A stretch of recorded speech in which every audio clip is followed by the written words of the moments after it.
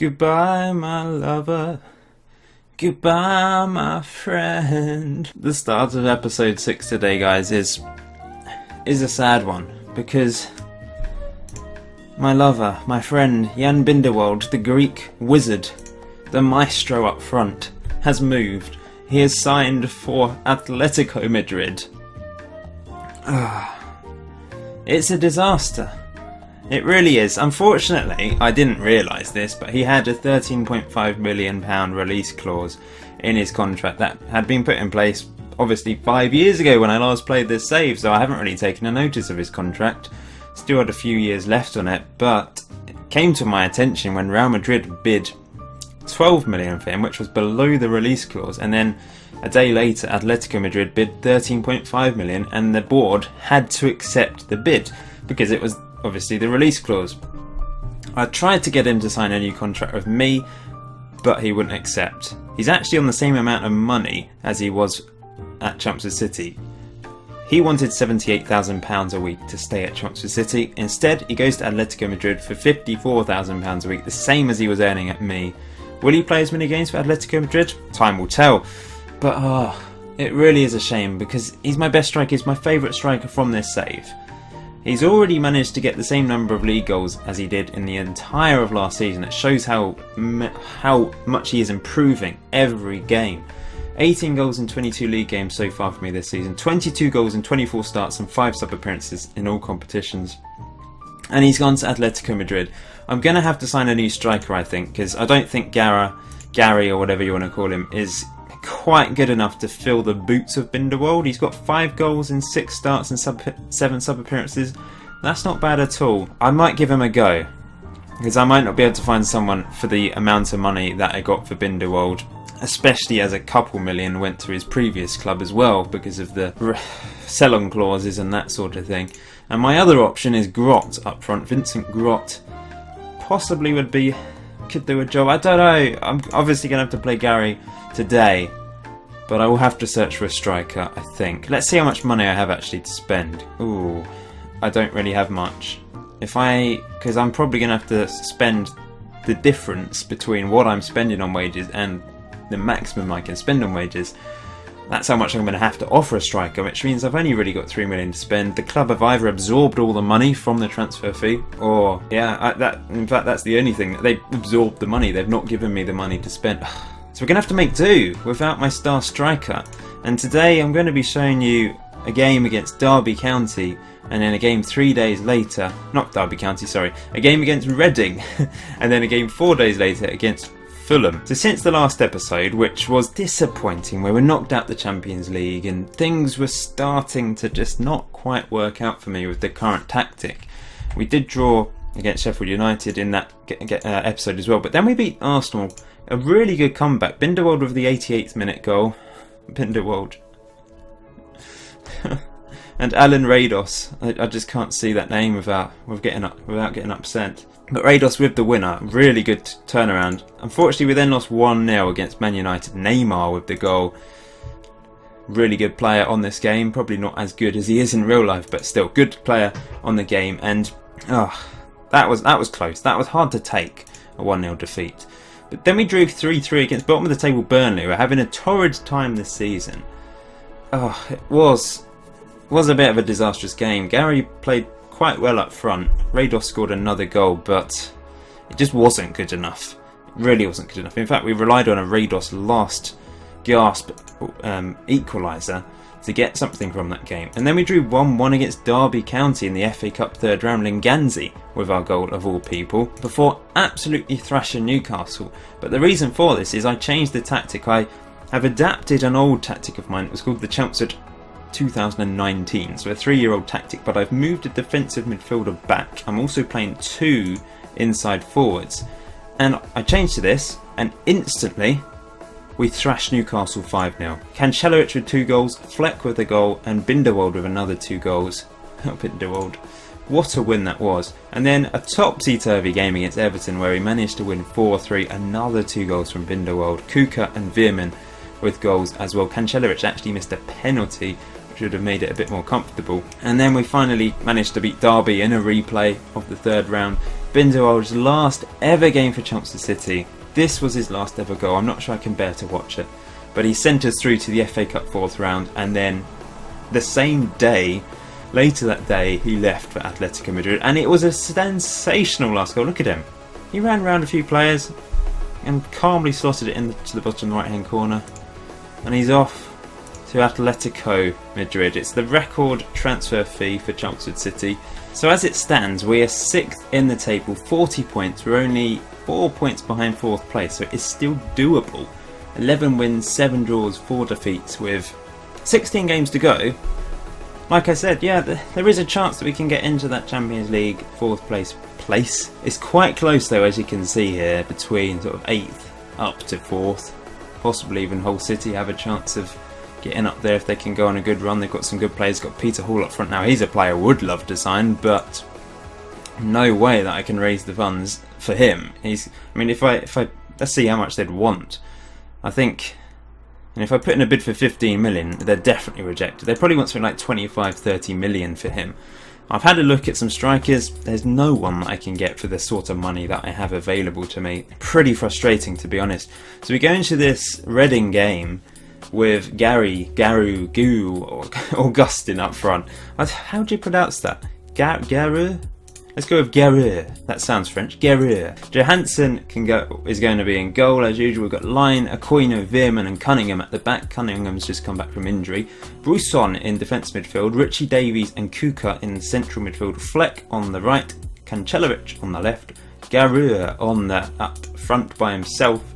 These are the team instructions, so they're a little bit different. It's a defensive tactic, which you might think strange because I've scored 9 goals in 2 games in the last 2 Premier League games with this tactic. That doesn't make much sense, does it? But that's the way it works. It works brilliant for me. I had something similar in 2019 on this save, like I said, and it was quite similar in the fact that it was surprisingly attacking, despite the fact it was a defensive tactic.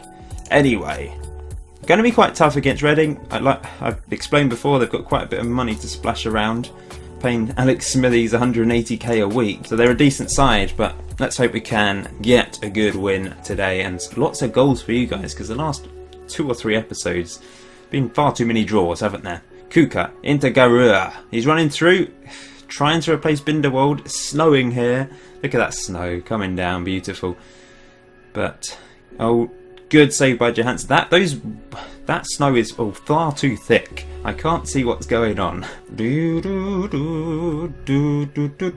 the ball? Oh, the ball's orange, thankfully, but I just got completely confused there by a snowflake.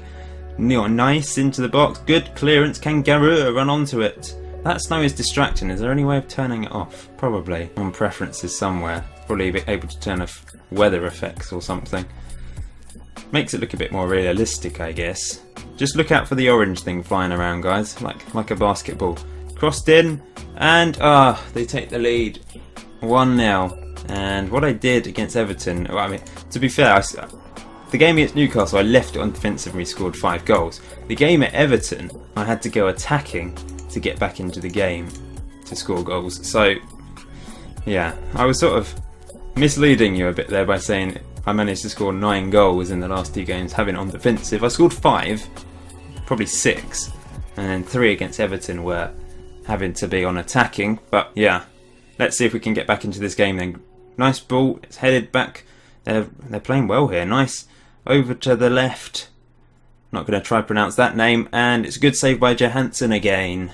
Oh, they're dominating. What's going on? Why is this tactic not working now? It's worked wonderfully in the last 3 games. 3 wins in a row.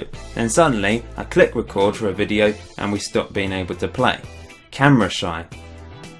And that's wide. I'm actually going to try and turn off the snow because it is irritating. There we go. I've turned off weather effects because it's just, it's too misleading when you're trying to look at the ball. Here you go, Reading. Looking dangerous on the counter-attack.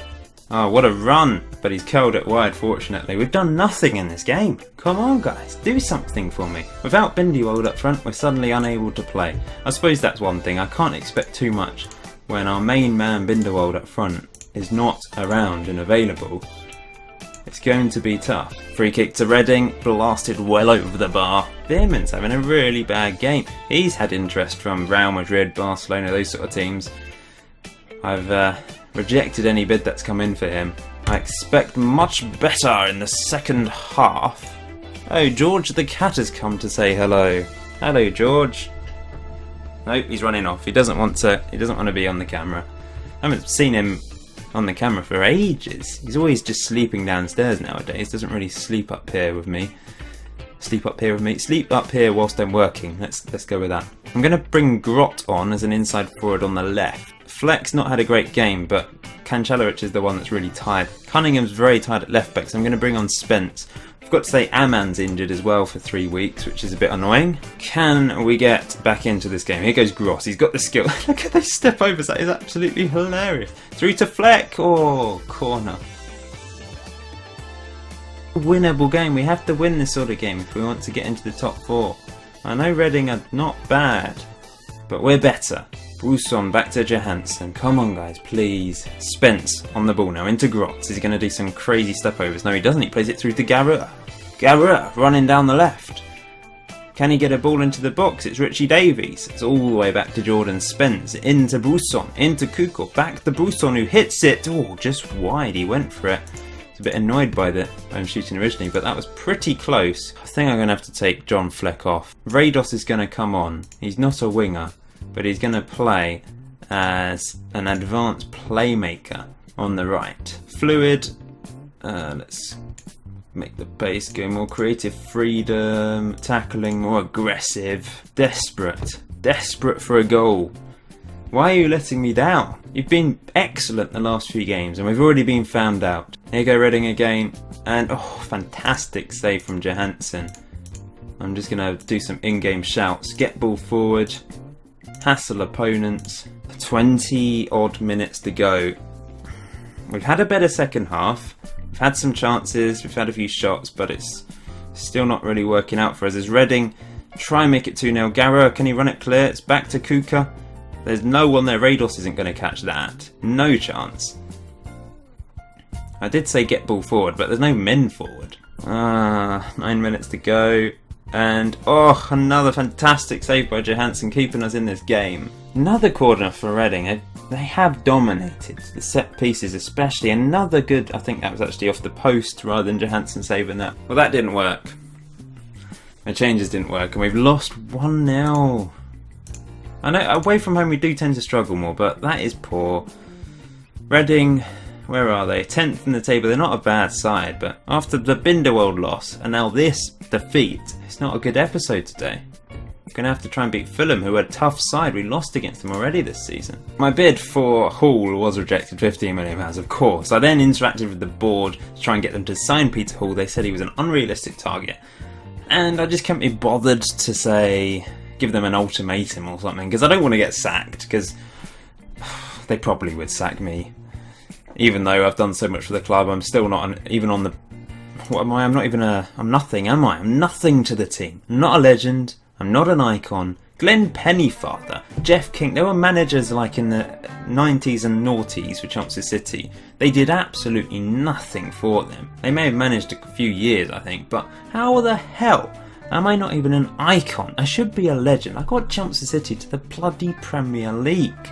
How am I not above these guys? I'm not going to be offensive towards them because they are obviously Chelsea City icons / legends. But I've done so much more than them, and it irritates me. It's still the same on the new games. It's so hard to become a legend. You have to... I don't know what you have to do. You probably have to win Wimbledon or something to become a legend. I also cheekily put in a loan bid for Bindal, but they've rejected him. Rejected the offer. I have given some new contracts out to players like Fleck, Cunningham. Probably just those two actually sort of play. They only had 6 months left in their contract. I feel they can still offer a bit more to the team. Also made sure coaches and scouts, I've got lots of really good coaches and scouts, I've given them new deals as well. Lots of admin behind the scenes that I'm doing. Zaragoza have put in a £2.3 million bid for Vitali. Now he is a backup, but I need him. I can't accept that. How much is he worth? I signed him for 1.1, so it would be a profit. If they were to say put in a bid of 5 million, then I would accept that. Good old January transfer window. It's just destroying me. Oh wait, Racing have made an offer worth £6 million. And once again, my bloody chairman's gotten involved. He does this too often.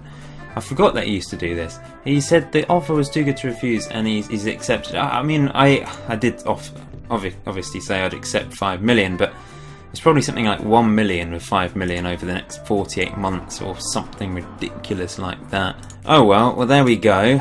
My chairman's getting a bit too involved. But I'm going to stick with this tactic that worked so well against Newcastle and relatively well against Everton. Against Reading, of course, it didn't work, but I have faith in it because of the Newcastle result. Submit team!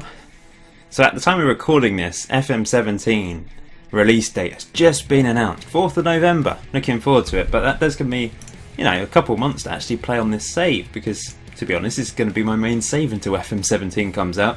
I suppose mid-October will be when the beta comes out, as it will come out 2 weeks before the 4th of November. Yeah, about 2 months essentially until I will be transferring across to Football Manager 2017. But I might still play this in the background, but it depends how it goes really. I mean, I might get bored again after a season or two of this, or you guys might get bored.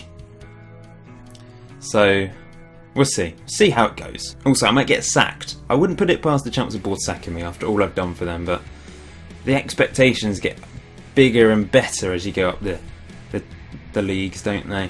They expect everything. Here's Cancellarich tackled, which is annoying. Will I get defeated by Fulham for the second time this season? I hope not.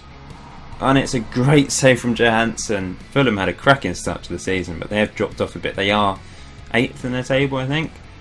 And we're just above them, and that's wide. We are at home today though, so we should be at least performing a bit better as Cancellarich curls a free kick over the bar. Really, Garra's got he's got injured. I'm going to have to bring Grotton up front. He might be a better option up front anyway, I don't know, we'll find out. Let's give him a try. Line into Fleck, Davies, Cancellarich, Garra over the bar. That was an opportunity. He is injured though, so I'll let him off. Here come Fulham. John Joe Shelvey. There he is again. Spreading play to Ramirez. It could either be... That's most probably a regen, because Ramirez is a classic regen name. Could be Gaston Ramirez. Gaston Ramirez was incredible on FM12, was it? Unbelievable. And his first game for Middlesbrough was very good, I think, in the Premier League, from what I've heard. But it's 0-0 at half-time. Both teams have had their chances. I'm going to sympathise with my team. Kuka's having a poor game. What is wrong with him? I'm going to bring him off. And I'm going to play Rados in the middle there. An unfamiliar central midfield role for me. Can play that. He's better in the advanced role. But we'll give him a shot there. I'm nervous because I really don't want to lose another game today. I've not been great on camera, have I, in the last few episodes? It's been a bit disappointing. Here's Grot into Rados, charging forwards.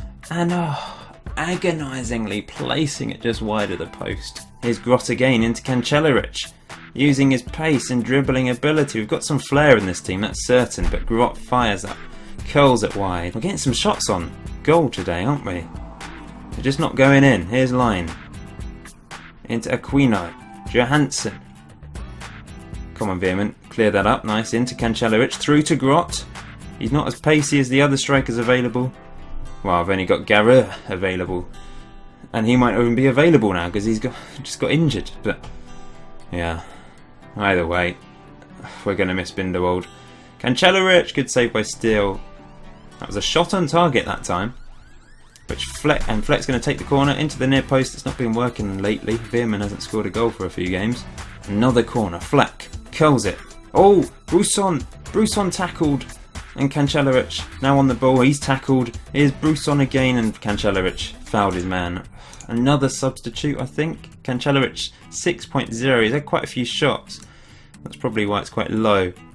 If we bring on, let's bring on Piatti. Play him as an advanced playmaker on the left-hand side of the goal. I'm going to keep it on defensive because we're still attacking. That's the thing. You can see how I managed to score a few goals against Newcastle with Bindal up front. We were more lethal. We're playing similar to the Newcastle game, to be honest, but our shots aren't going on target. Maybe I will go attacking though, because nothing is happening. Here we go. If we don't score from this attack, I'm going attacking. Davies into Fleck. Fleck. Oh, good save by Still. I didn't realise that was going in the top right-hand corner. Looked like it was going to go well wide, but it didn't. But we've unfortunately not capitalised from the corner once again. Although here's Piatti. Piatti, what's he going to do? Back to Cunningham. Decent ball in. Another corner. Come on, Fleck. Good ball in. I've got... Oh, it's Rados. Rados. Near post is not working. I should probably change the corner tactic actually because it's not working at the near post. In fact, yeah, let's just stick it in the penalty area. Let's go attacking. Quick. Push up slightly to normal and go with that. 5 minutes to try and win this game. Not another draw. It's going to be another draw. There we go. It's the end. Just flew to the end of the game. I make changes and nothing happens. We had enough chances in that game to win. And we weren't good enough. Fulham are unbeaten against us this season and we've dropped down a place. Oh, what a frustrating episode. Just got interrupted by the phone. Sorry about that. What was I saying? I was about to have a massive rant. Probably just as well that the phone rang then. So we're in 7th place. 11 wins, 8 draws. Like last season, it was amazing because 24 wins. We only had 9 draws and 5 defeats. This season, we've already lost 5 games, so we've lost the same amount as last season, and we've only won off the 9 draws of last season. So we're not as good as last season, effectively. But this was likely. I've not played the save for 5 years. I've come into this cold 5 years without playing this save. I don't really know everything in detail as to how I was playing last time. I don't know the exact tactic I was using. I may have put the tactics that I've been using this season may have just been things I was trying to develop over the summer. I don't know. Either way, I've not been good enough. We're at the Champions League, so we're going into the UEFA Cup, and Champions League qualification for next season looks very much in doubt. But I am still enjoying this a lot. The nostalgia, I'm loving it. I'm really enjoying the save, and I hope you guys are enjoying the adventure. I'm sure you guys would prefer to see me struggle a little bit and then do well, rather than just constantly winning everything. Because it's a save where it's not like I'm managing Man United and I'm managing Man United in the future after having won 10 Champions Leagues in a row. I mean, there would be no point doing that save. It really is unfinished business with Chelmsford City because I've never won anything with them. I had a very good last season with them qualifying for the Champions League, but that's the best I've done. It is unfinished business. That's why it's the name of the series. And I want to try and win something with Chelmsford. So wish me luck. There's still quite a few games to go. Maybe we can scrape qualification for Champions League. If not, let's try and win the UEFA Cup or Euro Cup, whatever it's called. Maybe even the FA Cup. And that will be a mission accomplished for this season. And then we can go again next season. So thanks for watching today's rather disappointing episode. Biggest disappointment really has been Bindal. I don't know what I'm going to do about that. Pray for a miracle. Smash the like button, guys. That'd be much appreciated. And I will see you very soon.